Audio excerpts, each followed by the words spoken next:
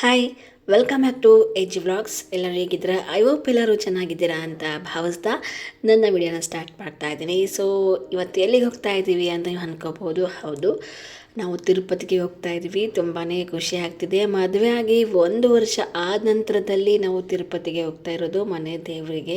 So ನಮ್ಮ ಮನೆಯವರು ಹಂಗೆ ವಿಡಿಯೋ ಮಾಡ್ತಾ ಇರುವಾಗ ಒಂದು ರೀಲ್ ಮಾಡೋಣ ಅಂತಂದು ಹೇಳಿ ಈ ಥರ ಎಲ್ಲ ಹೇಳ್ತಾಯಿದ್ರು. ಸರಿ ಅಂತಂದೆ. ಬಟ್ ಅಲ್ಲಿ ಆ ಟೈಮಲ್ಲಿ ಮಾಡಲಿಕ್ಕೆ ಆಗಿಲ್ಲ. ಇಲ್ಲೆಲ್ಲ ಮಾಡ್ಕೊಂಡ್ವಿ. ಬಟ್ ಅಲ್ಲಿ ಹೋದ್ಮೇಲೆ ಅಲ್ಲಿ ತುಂಬ ರಶ್ ಇತ್ತು. ಆ ಒಂದು ಕಾರಣಕ್ಕೋಸ್ಕರ ವಿಡಿಯೋ ಮಾಡ್ಕೊಳ್ಳಿಕ್ಕಾಗಿಲ್ಲ. ಪರವಾಗಿಲ್ಲ ಅಂದ್ಕೊಂಡು ಹೇಗಿದ್ದೀನೋ ಎಷ್ಟು ವೀಡಿಯೋಸ್ನ ನಾನು ಮಾಡ್ಕೊಂಡು ಇಟ್ಕೊಂಡಿದ್ನೋ ಅದನ್ನು ಮಾತ್ರ ವೀಡಿಯೋಸ್ನ ಎಡಿಟ್ ಮಾಡಿಬಿಟ್ಟು ಅಪ್ಲೋಡ್ ಮಾಡ್ತಾಯಿದ್ದೀನಿ. ಸೊ ಫಸ್ಟ್ ಟೈಮು ಹೋಗಿರೋದ್ರಿಂದ ತುಂಬಾ ಎಕ್ಸೈಟ್ಮೆಂಟ್ ಅನ್ನಿಸ್ತಾ ಇತ್ತು. ಯಾಕಂದರೆ ನಮ್ಮ ಒಂದು ಮನೆ ದೇವರಲ್ಲಿ ನಾವು ಅಮ್ಮನ ಮನೇಲಿದ್ದಾಗ ತಿರುಪತಿಗೆ ಹೋಗೋಕ್ಕೆ ಅವಕಾಶ ಇರಲಿಲ್ಲ. ನಮಗೆ ಬೇರೆಯವರು ಕರ್ಕೊಂಡು ಹೋಗಬೇಕಾಗಿತ್ತು. ಆ ಒಂದು ಕಾರಣಕ್ಕೋಸ್ಕರ ತಿರುಪತಿಗೆಲ್ಲೂ ಹೋಗಿರಲಿಲ್ಲ. ಧರ್ಮಸ್ಥಳ ಆಗಿರ್ಬೋದು, ಬೇರೆ ಬೇರೆ ದೇವಸ್ಥಾನಗಳಿಗೆ ಹೋಗ್ತಾ ಇದ್ವಿ. ಆದರೆ ತಿರುಪತಿಗೆ ಹೋಗಿರಲಿಲ್ಲ. ಆ್ಯಕ್ಚುಲಿ ಮದುವೆ ಆಗಿ ಸ್ಟಾರ್ಟಿಂಗ್ ಮದುವೆ ಆದ ನಂತರದಲ್ಲಿ ಹೋಗಬೇಕಾಗಿತ್ತು. ಬಟ್ ಕಾರಣಾಂತರಗಳಿಂದ ಹೋಗಲಿಕ್ಕೆ ಸಾಧ್ಯ ಆಗಿರಲಿಲ್ಲ. ಹಾಗಾಗಿ ಮದುವೆ ಆಗಿ 1 ವರ್ಷ ಕಳೆದಿದ್ದೀವಿ. ಅದಾದಮೇಲೆ ನಾವು 2ನೇ ಮನೆಗೆ ಬಂದಾದಮೇಲೆ ಹೋಗ್ತಾ ಇರುವಂಥದ್ದು. ಬಟ್ ವಿತೌಟ್ ಪ್ಲ್ಯಾನ್ ಅಂತಲೇ ಹೇಳ್ಬೋದು. ಪ್ಲ್ಯಾನಿಂಗ್ ಏನೂ ಇರಲಿಲ್ಲ. ಬಟ್ ನಮ್ಮ ಮನೆಯವ್ರಿಗೆ ನಾವು 2 ಡೇಸ್ ರಜಾ ತೊಗೊಂಡು, ಅಂದರೆ ಕ್ಯಾಶುವಲ್ ಲೀವ್ ಇತ್ತು. ಆ ಒಂದು ಕಾರಣಕ್ಕೋಸ್ಕರನೇ ಹೋಗಿ ಬಂದುಬಿಡೋಣ. ಮತ್ತು ನಾವೀಗ ಯಾವಾಗ ಹೋಗ್ತೀವಿ ಅನ್ನೋ ಗೊತ್ತಿಲ್ಲ. ಮತ್ತು ನನಗೆ ಯಾವಾಗ ರಜೆ ಸಿಗುತ್ತೋ ಅನ್ನೋ ಗೊತ್ತಿಲ್ಲ. ಬೇರೆ ಬೇರೆಗೆ ರಜಾ ಹಾಕೋದಕ್ಕಿಂತ ಒಂದು ದೇವಸ್ಥಾನಕ್ಕೆ ಹೋಗಿ ಬಂದುಬಿಡೋಣ, ಇದಕ್ಕೆ ರಜೆ ಹಾಕ್ಕೊತೀನಿ ಅಂತ ಹೇಳಿದರು. ಸರಿ ಅಂದ್ಕೊಂಡು ನಾವೇನು ಬುಕ್ಕಿಂಗ್ ಏನೂ ಮಾಡ್ಕೊಂಡಿರಲಿಲ್ಲ. ಟ್ರೈನ್ ಬುಕ್ ಆಗಿರ್ಬೋದು, ಬಸ್ ಬುಕ್ ಆಗಿ ಏನೂ ಮಾಡ್ಕೊಂಡಿರಲಿಲ್ಲ. ಬಟ್ ನಾವಿದ್ದಂಥ ಏರಿಯಾದಿಂದ ನಾಯಂಡಹಳ್ಳಿಯಿಂದನೇ ನಮಗೆ ಡೈರೆಕ್ಟ್ ತಿರುಪತಿಗೆ ಟ್ರೈನ್ ಇತ್ತು. ಆ ಒಂದು ರೀಸನ್ಗೋಸ್ಕರ ನಾವು ಇಲ್ಲಿಂದನೇ ಹೋಗ್ಬಿಡೋಣ ಟ್ರೈನ್ಗೆ ಅಂದ್ಕೊಂಡು ಹೋದ್ವಿ. ಸ್ಟಾರ್ಟಿಂಗ್ ನಾಯಂಡಹಳ್ಳಿಯಿಂದೇನು ಅಷ್ಟು ರಶ್ ಇರಲಿಲ್ಲ. ಬಟ್ ಮೆಜೆಸ್ಟಿಕ್ಕಿಂದ ಎಷ್ಟು ರಶ್ ಇತ್ತು ಅಂದರೆ ಬಟ್ ಕುತ್ಕೊಳ್ಳಿಕ್ಕೆ ಒಂದು ಸೀಟ್ ಸಿಕ್ತಲ್ಲ ಅನ್ನೋ ಖುಷಿನೇ ಜಾಸ್ತಿ ಅಂತಲೇ ಹೇಳ್ಬೋದು. ನೀವು ನೋಡ್ತಾ ಇರ್ಬೋದು ಎಷ್ಟು ರಶ್ ಇತ್ತು ಅಂತ. ಅಂದರೆ ಇದಾದಮೇಲೆ ಫೈನಲಿ ನಾವು ತಿರುಪತಿ ರೀಚ್ ಆದ್ವಿ. ಎಲ್ಲರೂ ಸಹ ಹೇಳ್ಕೊಂಡ್ರು. ನಮ್ಮ ಮನೆಯವ್ರ ಮೊಬೈಲು ಚಾರ್ಜ್ ಇಲ್ಲ ಅಂತ ಅಂದ್ಕೊಂಡು ಅವರು ಚಾರ್ಜ್ ಹಾಕ್ಕೊಂಡು ಕೂತ್ಕೊಂಡಿದ್ರು. ನಾನು ಹೊರಗಡೆ ಕೂತ್ಕೊಂಡಿದ್ದೆ. ಯಾಕಂದರೆ ಟ್ರೈನ್ ಹೋಗ್ಬಿಟ್ರೆ ಅವ್ರನ್ನ ಬೇಗ ಹೇಳ್ಕೊಂಬಿಡ್ತಾರೆ. ಮತ್ತು ನಾನು ಲಗೇಜ್ ಉತ್ಕೊಂಡು ನಾನು ಜಂಪ್ ಮಾಡೋಷ್ಟಿಗೆ ಟ್ರೈನ್ ಮೂವ್ ಆದರೆ ಕಷ್ಟ ಅಂತಂದು ಹೊರಗಡೆ ಕೂತ್ಕೊಂಡಿದ್ದೆ. ಅವರು ಒಳಗಡೆ ಕೂತ್ಕೊಂಡು ಫೋನ್ ಚಾರ್ಜ್ ಮಾಡ್ಕೊತಿದ್ರು. ನಾನು ಸಹ ಹಾಗೆ ನಿದ್ದೆ ಬೇರೆ ಬರ್ತಾಯಿತ್ತು. ಏನು ಮಾಡೋದು, ಕಂಟ್ರೋಲ್ ಮಾಡ್ಕೋಬೇಕು. ಯಾಕಂದರೆ ಕೂತ್ಕೊಂಡೇ ಬಂದ್ವಲ್ವ, ಒಂದು 8 ಅವರ್ಸನ್ನು ಕೂತ್ಕೊಂಡೇ ಬಂದ್ವಿ. ಬಟ್ ತುಂಬ ಲಾಂಗ್ ಟೈಮ್ ಕೂತ್ಕೊಳ್ಳಿಕ್ಕೆ ಆಗಲ್ಲ. ಸೊ ಒಂದು ಕಾರಣಕ್ಕೋಸ್ಕರ ಸುಮ್ಮನೆ ನಿದ್ದೆ ಬರ್ತಾಯಿತ್ತು, ಹಾಗೆ ತೋಗಿಸ್ತಾ ಇದ್ದೆ. ಇನ್ನೇನು ಮಾಡೋದು, ಕೂತ್ಕೊಂಡು ರೆಸ್ಟ್ ಅಂತೂ ಮಾಡೋಕ್ಕಾಗಲ್ಲ. ಮತ್ತೇನು ರೆಸ್ಟ್ ಏನು ಮಾಡೋದು ಬೇಡ. ಎಲ್ಲೋ ತಿರುಪತಿಲಿ ಸಹ ನಾವು ಬುಕ್ಕಿಂಗ್ ಏನು ಮಾಡ್ಕೊಂಡಿರಲಿಲ್ಲ. ಅಲ್ಲೇ ನಮಗೆ ಲಾಕರ್ ಸಿಸ್ಟಮ್ ಇತ್ತಲ್ವ, ಅದೆಲ್ಲ ತಿರುಪತಿಗೆ ಹೋಗಿರೋರಿಗೆ ಗೊತ್ತಿರುತ್ತೆ ಹೇಗಿರುತ್ತೆ ಏನು ಅಂತಂದು. ನಾನು ಕೂಡ ಫಸ್ಟ್ ಟೈಮ್ ಹೋದಾಗ ಒಂಥರ ಎಲ್ಲನೂ ಹೊಸತನ ಅಂತಲೇ ಹೇಳ್ಬೋದು. ನನಗೊಂಥರ ಹೊಸ ಫೀಲ್ ಇದು. ಫಸ್ಟ್ ಟೈಮ್ ಹೋಗ್ತಾಯಿತ್ತು. ತುಂಬ ಜನ ಹೇಳ್ತಾಯಿದ್ರು ತುಂಬ ಚೆನ್ನಾಗಿದೆ, ಅದು ತುಂಬ ಕೂಡಾಕ್ಬಿಡ್ತಾರೆ, ಬೇಗ ದರ್ಶನ ಆಗಲ್ಲ, ಮಿನಿಮಮ್ 1 ದಿನ, ಮ್ಯಾಕ್ಸಿಮಮ್ ಅಂದ್ರೂ ನಮಗೆ ಒಂದು 6 ಅವರ್ಸ್ ಅಂತೂ ಬೇಕು, 2 ಡೇಸು 1 ಅವರ್ ಈ ಥರ ಎಲ್ಲ ಹೇಳ್ತಾಯಿದ್ರು. ಒಬ್ಬೊಬ್ರು ಅಂತಾರೆ. ಯಾಕಂದರೆ ಅವ್ರವ್ರು ಯಾವ ರೀತಿಯಾಗಿ ದರ್ಶನ ಮಾಡ್ಕೊಂಬರ್ತಾಯಿದ್ರು ಆ ರೀತಿಯಾಗಿ ಅವರು ಹೇಳ್ತಾಯಿದ್ರು. ನನಗೂ ಕೂಡ ಇದು ಹೊಸದಲ್ವಾ, ಹೀಗೋ ಏನೋ ಗೊತ್ತಿಲ್ಲ, ನೋಡುವ ಅಂದ್ಕೊಂಡು ನಮ್ಮ ಹಸ್ಬೆಂಡ್ ಅಂತೂ ಹೋಗ್ತಾಯಿದ್ರು. ಮದುವೆ ಆದಾಗಂತೂ ಹೋಗಿರಲಿಲ್ಲ. ಅದಕ್ಕಿಂತ ಮುಂಚೆ ಅವರು ಪ್ರತಿ ವರ್ಷವೂ ಹೋಗ್ತಾಯಿದ್ರಂತೆ. ನನಗೂ ಇದು ಫಸ್ಟ್ ಟೈಮ್ ಆಗಿರೋದ್ರಿಂದ ಒಂಥರ ತುಂಬಾ ಖುಷಿ ಆಗ್ತಿತ್ತು. ವ್ಲಾಗ್ ಥರನೂ ಆಗುತ್ತೆ, ಒಂಥರ ನೆನಪು ಸಹ ಉಳಿಯುತ್ತೆ ಅನ್ನೋ ಕಾರಣಕ್ಕೋಸ್ಕರ ನಾನು ಕೂಡ ಎಲ್ಲನೂ ವಿಡಿಯೋ ಮಾಡ್ಕೊತಾ ಇದ್ದೆ. ಯಾವ ರೀತಿಯಾಗಿ ಹೋಗೋದು ಏನೋ ಡೈರೆಕ್ಟ್ ತಿರುಪತಿ ಅಂತ ಅಲ್ಲೇ ತಿರುಪತಿ ದರ್ಶನ ಆಗಿಬಿಡುತ್ತೆ ಅಂದ್ಕೊಂಡಿದ್ದೆ. ಬಟ್ ತಿರುಮಲಕ್ಕೆ ಹೋಗ್ಬಿಟ್ಟು ನಾವು ತಿರುಪತಿ ತಿಮ್ಮಪ್ಪನ ದರ್ಶನ ಮಾಡಬೇಕಾಯಿತು. ಅದು ನನಗೆ ಗೊತ್ತಿರಲಿಲ್ಲ. ತಿರುಪತಿಲೇ ಹೋಗ್ಬಿಟ್ಟು ಅಲ್ಲೇ ಇರುತ್ತೆ, ಅಲ್ಲೇ ಹೋಗಿ ಎಲ್ಲ ಫ್ರೆಶ್ ಅಪ್ ಆಗಿ ದರ್ಶನ ಮಾಡ್ಕೊಂಬರೋದು ಅಂದ್ಕೊಂಡಿದ್ದೆ. ಅಲ್ಲಿ ತಿರುಪತಿಯಿಂದ ತಿರುಮಲಕ್ಕೆ ಹೋಗಿ ದರ್ಶನ ಮಾಡಬೇಕು ಅಂತ ನನಗೆ ಗೊತ್ತಾಗಿದ್ದೆ ನಮ್ಮ ಹಸ್ಬೆಂಡ್ ಅಲ್ಲಿ ಹೇಳ್ದಾಗ. ಸೊ ಇದಾದಮೇಲೆ ಬಸ್ ಕೂಡ ಸಿಕ್ತು. ಬಸ್ಸು ಅಲ್ಲಿ ಕುತ್ಕೊಂಡ್ವಿ. ಬಟ್ ಟಿಕೆಟ್ ಅಲ್ಲೇ ಇರಲಿಲ್ಲ. ಮತ್ತು ನಾವು ಇನ್ನೊಂದು ಕಡೆ ಹೋಗ್ಬಿಟ್ಟು ಅಲ್ಲಿ ಬಸ್ ಸ್ಟಾಪ್ ಆಗಿತ್ತು. ಆ ಬಸ್ ಸ್ಟಾಪ್ ಎಲ್ಲ ಇಳ್ಕೊಂಡು ಮತ್ತೆ ನಾವು ಟಿಕೆಟ್ ತೆಗೆಸ್ಕೊಂಡು ಹೋಗಿ ಕುತ್ಕೊಂಡ್ವಿ. ಅದಾದ ನಂತರದಲ್ಲಿ ಮತ್ತೆ ನಾವು ಇನ್ನೊಂದು ಸ್ವಲ್ಪ ಮುಂದೆ ಹೋದ್ಮೇಲೆ ಫುಲ್ ಚೆಕ್ಕಿಂಗು. ಎಷ್ಟು ಸೆಕ್ಯೂರಿಟಿ ಇರುತ್ತೆ ಅಂತ ಅಂದರೆ ನಿಜವಾಗ್ಲೂ ಸಿಕ್ಕಾಬಿಟ್ಟು. ನಾನು ಈ ಒಂದು ಟೆಂಪಲ್ ಬಿಟ್ಟು ಬೇರೆ ಯಾವ ಟೆಂಪಲ್ಗೂ ಇಷ್ಟು ಸ್ಟ್ರಿಕ್ಟಾಗಿರುತ್ತೆ ಅಂತ ನನಗೆ ಗೊತ್ತೇ ಇರಲಿಲ್ಲ. ಅಷ್ಟು ಸ್ಟ್ರಿಕ್ಟಾಗಿತ್ತು ತುಂಬಾ ಅಂತ ಹೇಳ್ಬೋದು. ನಾನು ಫಸ್ಟ್ ಟೈಮ್ ಓದ್ತಾ ತಕ್ಷಣ ಅದು ಯಾವುದೇ ವಿಚಾರ ಆಗಿರ್ಬೋದು, ಏನೇ ಆಗಿರ್ಬೋದು, ಒಂದು ಹೊಸ ಕಲಿಕೆ ಆಗಿರ್ಬೋದು ಅಥವಾ ಬೇರೆ ಒಂದು ಸ್ಥಳಕ್ಕೆ ಹೋಗ್ತಾ ಇದ್ದೀವಿ ಅಂತ ಅಂದ ತಕ್ಷಣ ಎಲ್ಲ ಹೊಸದಿದ್ದಾಗ ನಮಗೆ ನೋಡಲಿಕ್ಕೆ ಒಂಥರ ಆಶ್ಚರ್ಯನೇ ಅನಿಸುತ್ತೆ. ಈ ಥರ ಯಾಕಂದರೆ ಒಂದಿಷ್ಟು ಬದಲಾವಣೆಗಳು ಬೇರೆ ಬೇರೆ ಸ್ಥಳದಲ್ಲಿ ಬೇರೆ ಬೇರೆ ರೀತಿಯಾದಂತಹ ವಿಭಿನ್ನವಾದಂತಹ ಬದಲಾವಣೆಗಳಿರ್ತವೆ. ಅದೇ ರೀತಿಯಾಗಿ ಈ ಒಂದು ಸ್ಥಳದಲ್ಲಿ ಸಹ ಅದೇ ರೀತಿಯಾಗಿತ್ತು. ಯಾರ್ಯಾರು ಕೂತಿದ್ರು ಎಲ್ಲರೂ ಸಹ ಲಗೇಜು ಸಮೇತನೇ ಇಳ್ಕೊಂಡು ಅಲ್ಲಿ ನಮಗೆ ಎಲ್ಲ ಇರುತ್ತೆ ಸೆಕ್ಯೂರಿಟಿ ಯಾವ ರೀತಿಯಾಗಿ ಹೋಗಬೇಕು. ಬಟ್ ಅಲ್ಲೇನು ಯಾವುದೇ ರೀತಿಯಾದಂಥ ಆಯುಧಗಳಾಗಿರ್ಬೋದು ಬೇರೆ ಬೇರೆ ಇವೆಲ್ಲ ಇರುತ್ತೆ ಅಲ್ವಾ, ಸಮಥಿಂಗ್ ಏನು ಹಿಡ್ಕೊಂಡು ಹೋಗೋ ಆಗಿಲ್ಲ. ಹಾಗಾಗಿ ಎಲ್ಲನೂ ಸಹ ತುಂಬಾ ಟೈಟ್ ಸೆಕ್ಯೂರಿಟಿ ಅಂತಲೇ ಹೇಳ್ಬೋದು. ಇದಾದಮೇಲೆ ಎಲ್ಲನೂ ಮುಗಿಸ್ಕೊಂಡು ಮತ್ತೆ ಲಗೇಜ್ ಸಮೇತ ಬಸ್ಗೆ ಹತ್ಕೊಂಡು ಸೀದಾ ತಿರುಮಲಕ್ಕೆ ರೀಚ್ ಆದ್ವಿ. ಬಟ್ ನಾನು ಮೈಸೂರು ಅಲ್ಲಿ ನನಗೆ ಒಂದು ವಿಡಿಯೋ ತೋರಿಸ್ತೇನೆ ನಿಮಗೆ. ಫುಲ್ ಬ್ಲ್ಯಾಕ್ ಆಗಿತ್ತು, ಬಟ್ ಲೈಟೆಲ್ಲ ಪಳ್ಪಳ ಅಂತ ಲೈಟ್ ಹೊಳಿತಾ ಇತ್ತು. ಆ ಲೈಟೆಲ್ಲ ಸೇಮ್ ನನಗೆ ಮೈಸೂರಿಗೆ ಹೋದಂಥ ಫೀಲ್ ಇತ್ತು. ಬಟ್ ಮೈಸೂರಿಗೆ ಇದು ಒಂದು ಕೈ ಜಾಸ್ತಿನೇ ಅಂತ ಹೇಳ್ಬೋದು.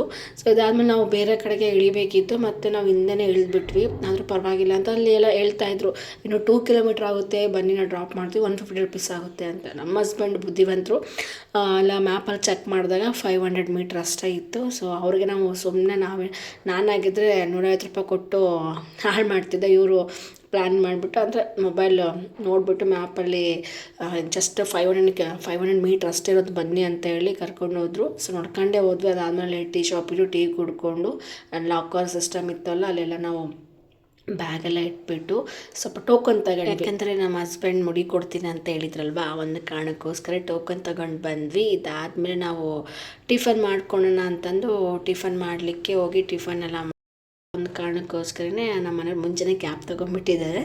ಬಟ್ ಏನು ಹಾಕಿರಲಿಲ್ಲ, ಇರಲಿ ಅಂತಂದು ಎಮರ್ಜೆನ್ಸಿಗೆ ಅಂತ ಇಟ್ಕೊಂಡ್ರು. ಇದಾದಮೇಲೆ ಫ್ರೆಶ್ ಎಲ್ಲ ಆಗಿಬಿಟ್ಟು ಅವರು ಕೂಡ ಮುಡಿ ಕೊಟ್ಟರು. ಸೊ ಈಗ ನಾವು ಟೆಂಪಲ್ಗೆ ಹೋಗೋಣ ಅಂತಂದು ರೆಡಿಯಾಗಿ ಬಂದ್ವಿ. ನಮ್ಮ ಹಸ್ಬೆಂಡ್ ಇಬ್ಬರು ಫೋನ್ ನೀವು ತೊಗೊಂಡು ಹೋಗೋದು ಬೇಡ, ಒಬ್ರದ್ದು ಅಷ್ಟೇ ತೊಗೊಂಡು ಹೋಗೋಣ, ನಿನ್ನ ಮೊಬೈಲ್ ಅಲ್ವಾ ಎಲ್ಲ ರೆಕಾರ್ಡಿಂಗ್ ಎಲ್ಲ ಮಾಡೋದು, ನಿನ್ನ ಮೊಬೈಲ್ ಅಷ್ಟೇ ತೊಗೊಂಡು ಹೋಗೋಣ ಅಂತಂದರು. ಸರಿ ಅಂದ್ಕೊಂಡು ಹೋದ್ವಿ. ಅವ್ರ ಮೊಬೈಲ್ನ ಅಲ್ಲೇ ಲಾಕರಲ್ಲಿ ಲಾಕ್ ಮಾಡಿಟ್ಟು ಲಗೇಜ್ ಎಲ್ಲ ಇಟ್ಬಿಟ್ಟು ನಾವು ಹೋದ್ವಿ. ಸೊ ಹೋದ ತಕ್ಷಣ ಫುಲ್ಲು ಖುಷಿ ನನಗಂತೂ ಎಷ್ಟು ಚೆನ್ನಾಗಿದೆ ಅಲ್ವಾ ಅಂತಂದು. ಇಲ್ಲೇ ಇರುತ್ತೆ ದರ್ಶನ ಮಾಡಲಿಕ್ಕೆ, ಈ ಒಂದು ಇದರಿಂದನೇ ನಾವಿರಲ್ಲಿ ಲಾಕರ್ ಸಿಸ್ಟಮ್ ಇತ್ತಲ್ಲ ಆ ಒಂದು ಏರಿಯಾದಲ್ಲಿ ಇರುತ್ತೆ ಅಂದ್ಕೊಂಡ್ವಿ. ಬಟ್ ನಮಗೆ ಒಂದು 2-3 ಕಿಲೋಮೀಟ್ರ್ ಅಂದರೆ ಬಸ್ ಫ್ರೀ ಇತ್ತು. 2-3 ಕಿಲೋಮೀಟ್ರ್ ನಮಗೆ ಬಸ್ಸಲ್ಲಿ ಕರ್ಕೊಂಡೋಗಿ ಇಲ್ಲಿಂದ ನೀವು ಫ್ರೀ ದರ್ಶನ ಮಾಡಬೇಕಂತಂದ್ರೆ ಹೋಗಬೇಕು ಅಂತೆಲ್ಲ ಹೇಳ್ತಾಯಿದ್ರು. ಅದಕ್ಕಿಂತ ಮುಂಚೆ ನಾನು ಸಹ ಇದನ್ನು ಇದನ್ನು ಮಾಡಿಸ್ಕೊತಾ ಇದ್ದೀನಿ. ಫಸ್ಟ್ ಟೈಮು ಮದುವೆ ಆದಮೇಲೆ, ಅದಕ್ಕೂ ಮುಂಚಿತವಾಗಿ ನಾನು ಏನೂ ಮಾಡಿರಲಿದೆ. ಫಸ್ಟ್ ಟೈಮ್ ನೋಡೋಕ್ಕೂ ಚೆಂದ ಇತ್ತು, ಹಾಕಿಸ್ಕೊಂಡೆ ಇನ್ನೂ ಚೆನ್ನಾಗಿ ಕಾಣಿಸ್ತಾ ಇತ್ತು ನಮಗೆ ಇದಾದಮೇಲೆ ನಾವು ದೇವ್ರ ದರ್ಶನ ಮಾಡಲಿಕ್ಕೆ ಫಸ್ಟು ಹೆಜ್ಜೆ ಇಟ್ಟಿದ್ದಿಲ್ಲೇ ತುಂಬ ಖುಷಿ ಆಗ್ತಾಯಿತ್ತು. ಸೊ ನೋಡ್ತಾ ಇರೋದು ನಾನೇನು ಹೇಳೋದು, ಇಲ್ಲಿ ವಿಡಿಯೋದಲ್ಲೇ ಗೊತ್ತಾಗುತ್ತೆ ಎಷ್ಟು ಜನ ಬಂದಿದ್ದಾರೆ ಅಂದರೆ ಸಿಕ್ಕಾಬಟ್ಟೆ ಜನ. ನಾನು ಅಂದ್ಕೊಂಡಿದ್ದೆ ಮನಸ್ಸಲ್ಲೇ ಇರುತ್ತೆ ಅಲ್ವಾ ಒಂದು ಬಿಲೀವ್ ಅಂತಂದು, ಒಂದು 3-4 ತಾಸಲ್ಲಿ ದರ್ಶನ ಆಗಿಬಿಡುತ್ತೆ ಅಂತ ಅಂದ್ಕೊಂಡಿದ್ದೆ. ಐ ಹೋಪ್ ಆ ಥರ ಅಂದ್ಕೊಂಡಿದ್ದು. ಬಟ್ ಅಲ್ಲಿ ಆಗಿದ್ದೆ ಬೇರೆ. ಬಟ್ ಅದು ದರ್ಶನ ಕೂಡ ತುಂಬಾ ಚೆನ್ನಾಗಾಗುತ್ತೆ. ತುಂಬಾ ಅರಿಬಿರಿಯಲ್ಲಿ ಆಗೋವಂಥದ್ದು ಅಥವಾ ತುಂಬಾ ಒತ್ತಡ ಸ್ಟ್ರೆಸ್ಸಲ್ಲಿ ಇಟ್ಕೊಂಡು ಅಯ್ಯೋ ದರ್ಶನ ಮಾಡಬೇಕಲ್ಲಪ್ಪ ಇಷ್ಟೊಂದು ಜನ ಅಂತ ಆ ಥರ ಏನೂ ಫೀಲೇ ಆಗೋಲ್ಲ. ಬಟ್ ಎಲ್ಲ ಕಡೆನೂ ಒಂದು ಸಿಸ್ಟಮೆಟಿಕ್ ಆಗಿತ್ತು. ಊಟದ ವ್ಯವಸ್ಥೆ ಇತ್ತು, ತಿಂಡಿ ವ್ಯವಸ್ಥೆ ಇತ್ತು, ಸ್ನ್ಯಾಕ್ಸ್ ಅಂದರೆ ಟೀ ಆಗಿರ್ಬೋದು ಅಥವಾ ಹಾಲು, ಈ ಥರ ನೀರಿನ ವ್ಯವಸ್ಥೆ, ವಾಶ್ರೂಮ್ ವ್ಯವಸ್ಥೆ ಎಲ್ಲನೂ ಸಹ ತುಂಬ ಚೆನ್ನಾಗಿತ್ತು. ಈ ಒಂದು ರೀಸನ್ಗೋಸ್ಕರ ಎಷ್ಟೇ ತಡವಾಗಿದ್ರೂ ಎಷ್ಟೇ ರಶ್ ಇದ್ರೂ ಸಹ ಜನ ಇಲ್ಲಿ ಬರ್ತಾರೆ ಅನ್ನೋದಕ್ಕೆ ಕಾರಣ ಏನಪ್ಪ ಅಂದರೆ ಮೇನ್ ಎಲ್ಲ ಬೇಸಿಕ್ ಫೆಸಿಲಿಟೀಸ್ ಇರೋ ಒಂದು ಕಾರಣಕ್ಕೋಸ್ಕರನೇ ಪ್ರತಿಯೊಬ್ಬರು ಇಲ್ಲಿ ಬರ್ತಾರೆ ಅಂತ ಹೇಳ್ಬೋದು. ಇದಾದಮೇಲೆ ನಮ್ಮ ಮೊಬೈಲ್ ಕೂಡ ನಮಗೆ ಅಲೋ ಇರಲಿಲ್ಲ. ಅಲ್ಲಿ ಅದಾದ್ಮೇಲೆ ಅರ್ಧ ದಾರಿಗೆ ಹೋದ್ಮೇಲೆ ಎಲ್ಲರ ಮೊಬೈಲ್ ಇಸ್ಕೊಂಡು ಒಂದು ಸ್ಕ್ಯಾನ್ ಮೂಲಕ ಅದನ್ನು ತೊಗೊಂಡು ಎಲ್ಲ ಪ್ಯಾಕ್ ಮಾಡಿಬಿಟ್ಟು ನಾವು ದರ್ಶನ ಆದಮೇಲೆ ಬೇರೆ ಕಡೆಗೆ ಅದನ್ನು ಕೊಟ್ಟರು. ಸೊ ಅದಾದಮೇಲೆ ದರ್ಶನ ತುಂಬ ಚೆನ್ನಾಗಿ ಆಯಿತು. ಬೆಳಗ್ಗೆ ನಾವು 10 ಗಂಟೆ ನಿಂತಿದ್ದು, ರಾತ್ರಿ 10:35ಕ್ಕೆ ನಾವು ಹೊರಗೆ ಬಂದಿದ್ದೀವಿ. ದರ್ಶನ ಕರೆಕ್ಟು ಆ ಟೈಮಿಗೆ ಆಯಿತು. ಅಂದರೆ ಅವ್ರು ಕೊಟ್ಟಿದ್ದಂತಹ ಟೈಮಿಂಗ್ಸಿಗೆ ನಮ್ಮ ಒಂದು ಟೈಮಿಂಗ್ಸಲ್ಲಿ ನಮ್ಮ ದರ್ಶನ ಆಯಿತು ಅಂತಲೇ ಹೇಳ್ಬೋದು. ಇದಾದಮೇಲೆ ದರ್ಶನ ಮುಗಿಸ್ಕೊಂಡು ಅದೇನೋ ಗೊತ್ತಿಲ್ಲ, ಅಷ್ಟು ಬೆಳಗ್ಗಿಂದ ಸಾಯಂಕಾಲವರೆಗೂ ರಾತ್ರಿವರೆಗೂ ನಿಂತರೂ ಸಹ ಅಷ್ಟು ಸ್ವಲ್ಪ ಸುಸ್ತಾಗ್ತಾಯಿತ್ತು. ಬಟ್ ದೇವ್ರ ದರ್ಶನ ಆಗುತ್ತೆ ಅನ್ನೋ ಒಂದು ಸ್ವಲ್ಪ ಒಂದು 10-15 ನಿಮಿಷ ಇರೋ ಟೈಮಲ್ಲಿ ಎಷ್ಟು ನಮಗೆ ಬೆಳಗಿನ ರಾತ್ರಿವರೆಗೂ ನಿಂತಿದ್ದ ಒಂದು ಪೇನ್ ಇತ್ತಲ್ವ ಅದೆಲ್ಲನೂ ಮಾಯ ಆಗೋಯಿತು ಅಂತಲೇ ಹೇಳ್ಬೋದು. ಅದು ದಟ್ ಈಸ್ ಪವರ್ ಅಂತ ಹೇಳ್ಬೋದು. ಗಾಡ್ ಒಂದು ದೇವರ ಒಂದು ಆ ಪವರ್ ಅಂತಲೇ ಹೇಳ್ಬೋದು. ಇದಾದಮೇಲೆ ದರ್ಶನ ಮುಗಿಸ್ಕೊಂಡು ಇದಾದಮೇಲೆ ಹೊರಗೆ ಬಂದಮೇಲೆ ನಾನು ಸ್ವಲ್ಪ ಕುತ್ಕೊಂಡೆ, ಯಾಕೆ ಆಗ್ತಾಯಿಲ್ಲ ನನ್ನ ಕೈಯಲ್ಲಿ, ಕುತ್ಕೊತೀನಿ, ನೀವು ಹೋಗಿ ಬಂದು ಮೊಬೈಲ್ ತೊಗೊಂಬನ್ನಿ ಅಂತ ಅಂದೆ. ಅವರು ಸಹ ಓಕೆ ಅಂದ್ಕೊಂಡು ಮೊಬೈಲ್ ತೊಗೊಂಬರ್ಲಿಕ್ಕೆ ಹೋದರು. ಇದಾದಮೇಲೆ ನಾವು ವೀಡಿಯೋಸ್ ಒಂದಿಷ್ಟು ಹೊರಗಡೆಯಿಂದನೇ ವೀಡಿಯೋಸ್ ಎಲ್ಲ ಮಾಡಿಕೊಂಡೆ. ನೀವು ನೋಡ್ತಾ ಇರ್ಬೋದು ಎಷ್ಟು ಚೆನ್ನಾಗಿ ಕಾಣಿಸ್ತಾ ಇತ್ತು ಅಂತಂದರೆ ನನಗಿಂದು ಸಿಕ್ಕಾಪಟ್ಟೆ ಖುಷಿ ಆಗೋಯಿತು. ಇದಾದಮೇಲೆ ಮನೆ ದೇವ್ರ ಫೋಟೋ ಇಲ್ಲ ಅಥವಾ ದೇವ್ರ ದರ್ಶನ ಮುಗಿಸ್ಕೊಂಡು ಬಂದಾದಮೇಲೆ ದೇವ್ರ ಫೋಟೋ ತೊಗೊಂಡು, ಇಲ್ಲ ಅಂದರೆ ಅದು ಮನಸ್ಸಿಗೇನೋ ಒಂಥರ ಅಸಮಾಧಾನ. ಅದರಲ್ಲೂ ಮನೆ ದೇವ್ರ ಫೋಟೋ ಅಂತೂ ಬೇಕೇ ಬೇಕು. ಇದು ದೊಡ್ಡ ಮನೆ ದೇವರು ಅಂತ ತಿರುಪತಿ. ಇದಾದಮೇಲೆ ನಮ್ಮ ಒಂದು ಅತ್ತೆ ಮಾವಂದ್ರ ಮನೆ ದೇವರು ಯಾವುದಪ್ಪ ಅಂದರೆ ತೋಪದ ಲಕ್ಷ್ಮೀ ರಂಗನಾಥ ಸ್ವಾಮಿ. ಅದು ದೇವರು ತಿರುಪತಿ ಫಸ್ಟ್ ಆದರೆ ಇದು ಸೆಕೆಂಡು ತೋಪದ ಲಕ್ಷ್ಮೀ ರಂಗನಾಥ ಸ್ವಾಮಿ ಆಗಿರ್ತಾರೆ. ಸೊ ಹಾಗಾಗಿ ಫೋಟೋ ಇರಲಿಲ್ಲ, ಫೋಟೋ ತೊಗೊಂಡೋಗೋಣ ಅಂತಂದು ಫೋಟೋ ತೊಗೊಳ್ಳಿಕ್ಕೆ ಇದನ್ನು ಮಾಡಿದೆ. ಫೈನಲ್ ಆಗಿ ಇಷ್ಟ ಆಗಿದ್ದಂಥ ಫೋಟೋನೇ ತೊಗೊಂಡು ಹೋದ್ವಿ.